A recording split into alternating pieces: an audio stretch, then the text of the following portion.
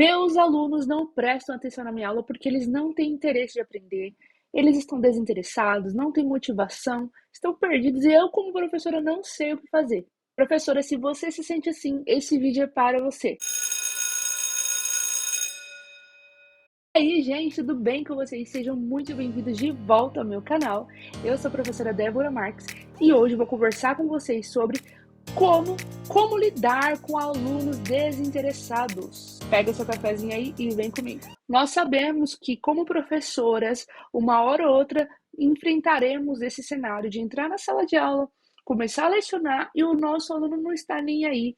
Olhar e falar, ai meu Deus, de novo, essa professora, ou por que eu estou estudando isso? Não vejo sentido. E aquele aluno desmotivado, quer dormir na sua aula, quer usar o celular, quer fazer tudo, menos estar ali. Lidar com alunos desmotivados não é fácil, é um grande desafio na nossa carreira, na nossa caminhada como professoras, e nós precisamos entender um pouquinho mais por que isso acontece e o que nós podemos fazer para trazer esse aluno para nós na hora ali da exposição do conteúdo, para que ele consiga atingir os objetivos da aprendizagem. Um ponto muito importante, professora, de entendermos é que um professor entusiasmado gera alunos entusiasmados. Eu sempre digo isso nas minhas formações de professoras. Se você não sabe, eu sou mentora de professoras inovadoras, então eu também trabalho com formações de professoras e eu comento diversas vezes com as minhas professoras que você é o reflexo da sua sala de aula, dos seus alunos. Se você entrar na sua sala de aula, bom dia, tudo bem? Abram suas apostilas. Na página 10. Que vocês acham? Como que vocês acham que os alunos reagirão? Com a mesma animação que você agiu. Agora é diferente quando você entra na sala de aula. Bom dia, tudo bem com vocês? Mais uma aula, que bom ver vocês. Bora lá, preparados para a melhor aula da vida de vocês? Gente, muda. O aluno ele já, por mais que ele esteja desanimado, por mais que ele não queira estar ali, ele se sente alegre por ter uma professora alegre como você. Então, quanto mais você demonstra essa alegria de estar ali, essa animação, esse entusiasmo de estar ali lecionando, mais o seu aluno vai querer sentir essa alegria e vai ser contagiado com o ambiente que você está. Não sei se você já ouviu isso, mas os ambientes que você está, com as pessoas que está ali ao seu redor, te influencia. Então, seja uma professora influenciável, influencie os seus alunos com a sua própria atitude. Esse é o primeiro ponto. Observe se você não está trazendo para a sua sala de aula esse desânimo, essa canseira, essa sensação de sono, porque os nossos alunos eles percebem e isso inconscientemente vai impactando neles ali e eles vão também ficando mais murchinhos. Pode perceber, uma professora animada, um professor animado tende a ter alunos mais animados, mais engajados, porque os alunos deles não conseguem ficar ali na monotonia, paradinhos assim, e uma professora tão animada que puxa para cima, que tá ali envolvendo, que tá ali, sabe? Sempre ativa, não é ser espoleta, sair pulando pela sala, não é isso, mas que tem um tom de voz animado, a linguagem corporal, tudo isso conta na hora de motivar os seus alunos. Um ponto importante também é utilizar as metodologias ativas a seu favor, tá bom, professora? Então, assim, quando você for lecionar um conteúdo, seja para a turma que você não tem dificuldades, mas principalmente para a turma que você tem dificuldade com essa questão da desmotivação, é importante usar elementos que estão ali no dia a dia do seu aluno, tá? A contextualização é importantíssima. Que metodologia ativa eu te indico para quando seus alunos estão desanimados? Eu te recomendo a gamificação. A gamificação é uma metodologia ativa muito utilizada.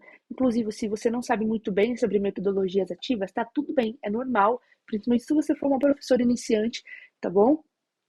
Tem um vídeo aqui no canal que eu falo só sobre metodologias ativas, eu vou deixar o card passando para você assistir logo após esse, tá bom? Mas voltando aqui, sobre gamificação. A gamificação vem desse sentido real, esse sentido realmente de jogos, de games. Então você lidar. Porque nossos alunos geralmente são crianças, adolescentes, né?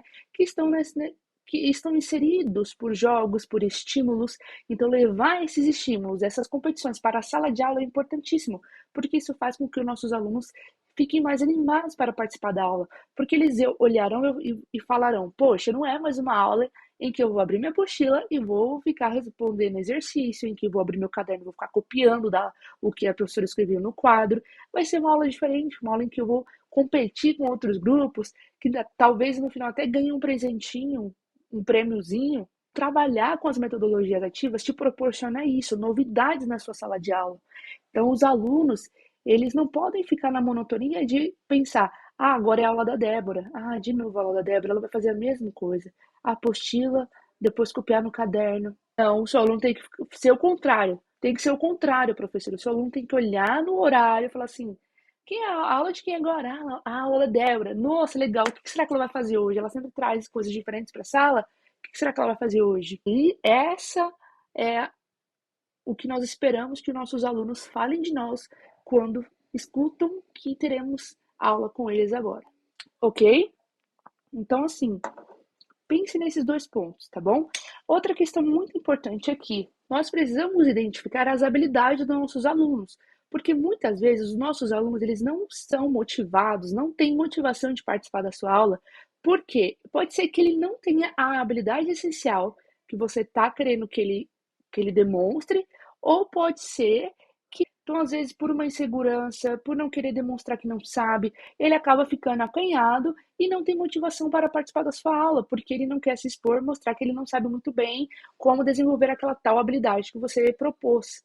Então, é muito importante sempre fazer diagnósticos na sua sala de aula para identificar as diferentes habilidades que nós temos, porque em uma sala de 40 alunos, 20 alunos, eu tenho diferentes habilidades ali.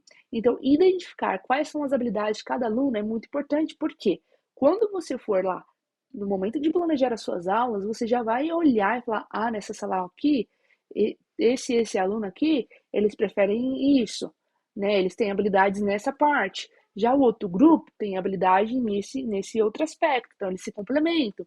Então, olhar sempre para a sua sala de aula nesse sentido, de ver quais são as habilidades de cada aluno para que eles consigam ser engajados na sua aula de acordo com as habilidades deles. E isso não significa, professora, que você vai deixar ele ali na zona de conforto e nunca vai envolvê-lo em uma habilidade que ele não tenha tanto conhecimento, é, tanto conforto de trabalhar. Não é isso.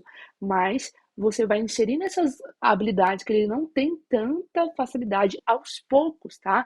É um passinho de cada vez, tirando da zona de conforto, para que não cause essa desmotivação que estamos falando aqui, tá bom? Se tiver fazendo sentido para você tudo que eu estou falando até agora, deixa o like aí, com que o YouTube entenda que esse vídeo é bom e vai recomendar para mais professoras, tá bom? Contextualização. Você tem contextualizado suas aulas, professora? Muitas vezes acontece isso e é um dos fatores que os alunos desmotivam, que eles não se sentem motivados.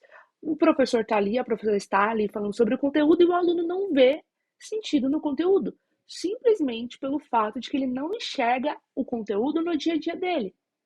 Então, se você nunca ouviu, você vai ouvir uma frase dessa assim: ah, professora, mas por que eu estou estudando isso? Eu nunca vou usar isso na minha vida. Ouviu uma frase assim? E isso acontece, prof, justamente porque está faltando a contextualização nas suas aulas. E como que eu faço para contextualizar?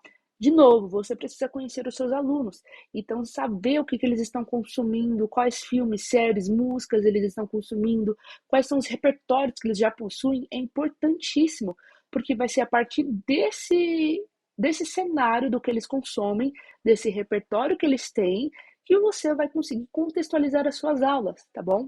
Um exemplo disso, teve uma vez que eu fui dar uma aula, eu lembro perfeitamente, os alunos falam dessa aula até hoje. Foi no 7º ano, hoje é o 8º, né? Estão crescendo meus bebês. E aí, eu fui dar aula sobre orações coordenadas e subordinadas. Então, foi a primeira aula ali. E aí, o que que eu fiz? Nos slides, eu coloquei, estava super em alta na época, aquela série, não sei se você já ouviu falar, Stranger Things. Tava super em alta. Tinha acabado de sair temporada nova, eu estava adoidado, tava toda hora falando sobre essa série. Aí o que eu fiz?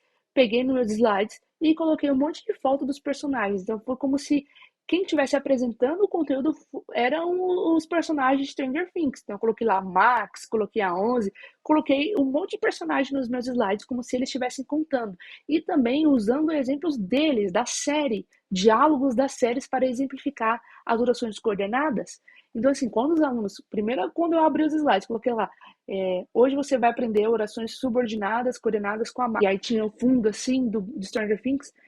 eles ficaram alucinados, assim, meu Deus, como assim, é o Max? E não sei o quê, nossa, ele é meu preferido.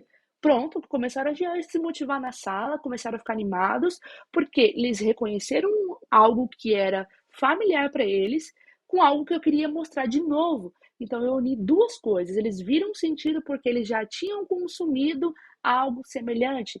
Então não ficou aquela coisa, por que que eu vou usar isso, sendo que eu nunca vou ver isso na minha vida? Sabe a diferença? Quando você consegue relacionar algo que o seu aluno gosta, que está no dia a dia dele, com o conteúdo que você vai lecionar, quando casa os dois, o seu aluno vê sentido e, claro, tem muita motivação para participar da sua aula. Outro aspecto importantíssimo é sequência didática. Sua sequência didática ela precisa estar intacta, com muita clareza, com muita consciência ali no aprendizado desse aluno. A sua sequência didática ela precisa ter início, meio e fim.